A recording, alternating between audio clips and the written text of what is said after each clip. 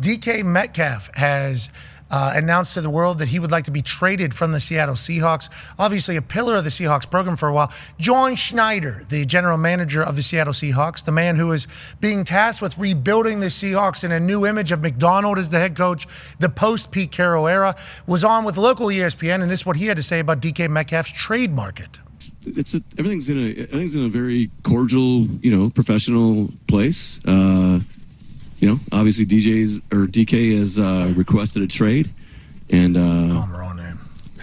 We are, entertaining that. We are talking to a ton of teams, taking offers, seeing what that looks like, and here we go. I mean, you always have to do the thing to understand here is that, our responsibility to, Jody Allen, the 12s. First and foremost is doing what's absolutely best for the organization, A, and then B, what's best for the player.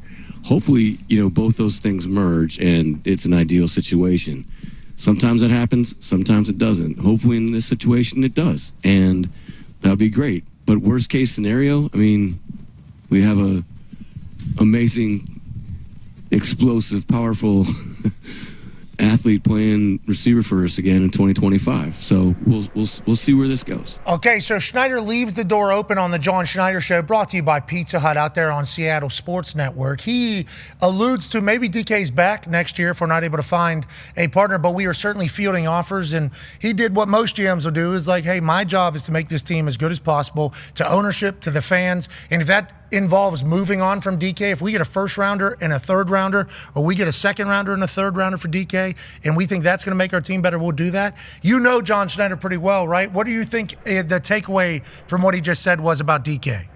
I thought it was a very honest way to go about it. Yeah, of course, DK requests a trade. You can't sit there and claim that he did not, but I think he does a good job, too, of saying, yeah, we're fielding calls, lots of offers all around the league. That's a good job of negotiating. Obviously, if a team comes out to get them, you want them to know that, hey, you're bidding against a bunch of different teams, so you better throw us some good compensation if you want this guy, such a stud player.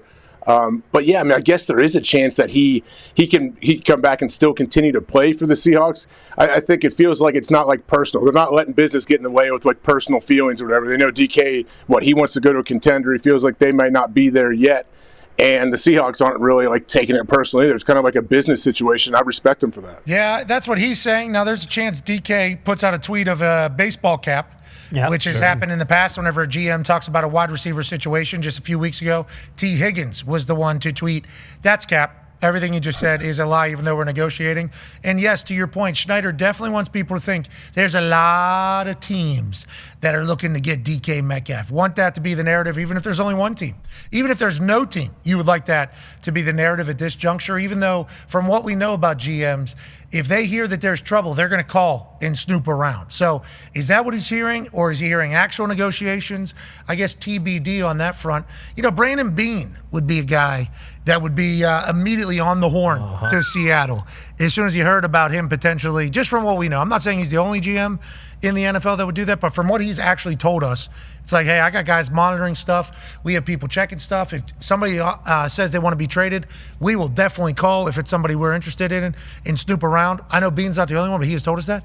Could you imagine DK going to Buffalo? Now, getting $30 million a year is going to be tough. $30 million a year is going to be tough. But that would be on Beane and the Buffalo Bills to sell, like, hey, we're not going to be able to do that, but we definitely are able to, with what Shakir has become, with what Dalton Kincaid is, with what Josh. We have Josh Allen. Yeah, we have Josh Allen. That's got to be your biggest sales pitch right away. Like, who wouldn't want to go be a receiver for Josh Allen? And they just signed Bernard this morning. They just got a deal done, so they're in the middle of negotiating deals and figuring out what their salary cap is going to be. So congrats to linebacker Terrell Bernard on getting a deal. Yeah. 4 years, $50 million. And for the Buffalo Bills, Kyle Brandt broke that this morning live on Good Morning Football. Great insider stuff. Out of Kyle Brandt.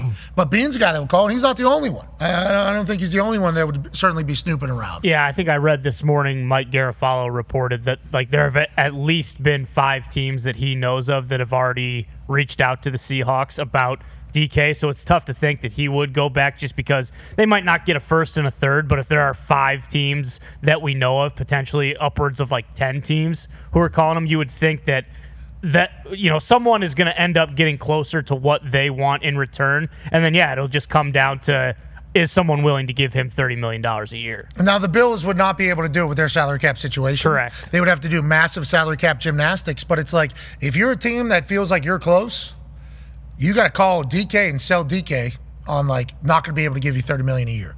If he wants $30 million and to go to a contender, obviously that whittles away. That is like, guess who? Does he have a mustache? Sure. They all kind of knock down game. there. But with that being said, is there a happy medium where he ends up with a contender, gets $22.5 million a year? Is that what he's really looking for? Is he looking for the biggest check?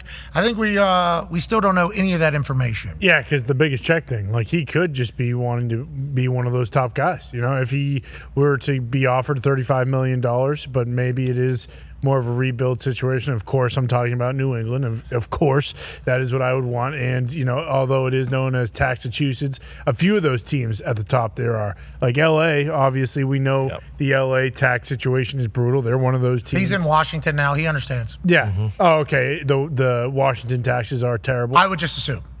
My natural assumption is it's probably pretty good up there. The taxes are probably pretty solid in Washington. Okay. We should look that up. But in my first thought is first feeling the state of Washington probably has pretty good taxes. Yeah, but aside from with that situation, maybe that is good then. But you can probably take off the Cardinals, you can take off the Rams, Vikings with the quarterback situation. Who knows? And then aside from that, the Chargers and Commies, when it just comes to strictly money and the opportunity to. I just got information. Washington is maybe no income tax. Really? Never heard that. You hear Tennessee? It's just so far out there. We don't hear people go. We hear people going to Florida and Texas, but I guess Tennessee, Florida, Texas. You never hear Nevada. Yeah, you never hear about Delaware. Income tax 0%. There is zero personal income tax in Washington. Holy shit! Let's add Washington. I apologize for my natural assumption being that Washington has massive taxes. Sales tax 9.38%. Sales tax rate is 6.5%. But some counties, local sales tax up to 4.1%. I don't know. Wow. I did not expect that at all. At all. Sorry about that, Washington. I legitimately did not know that was the case. And shout out. Yeah, shout out. Hey, shout out. Pretty cool. Yeah, that's very cool. And we will certainly add you in there. So, I guess Taxachusetts is going to have to do a pretty good little sell there. Yeah, a few of them. And because I assume the D.C. area as well. That would be an assumption I have. Their taxes must be an absolute. The Commanders with DK Metcalf. Yeah. And Debo. And Terry. Yeah. It kind of seems like an embarrassment of riches. I don't know if they're going to be running. They got $95 million. Yeah, I guess the they did just get rid of Allen today too, so who knows? And they got rookie quarterback salary right now, which we talk about. If you have a rookie quarterback contract, you can build up around. He's not going to want money until probably after next year. Right, so you got at least a 2-year run. Maybe after this season he wants to redo it, but I don't think the Commanders would feel obligated to do as such, especially after a second-year quarterback, unless he just goes bananas. And maybe they do reward him, which is what teams can and have done in the past. But they probably got 2 years here at least where they don't have a lot of money at the quarterback position, which is quite a weapon whenever you're building a team. DK, Terry, Debo. And then Robinson, running back? Yeah. Mm-hmm. Good luck. Brian Robinson. Another one that would be. Is Zach Ertz still the tight end? Yeah. Or is he a free agent? I think he's got 1 year left, I believe.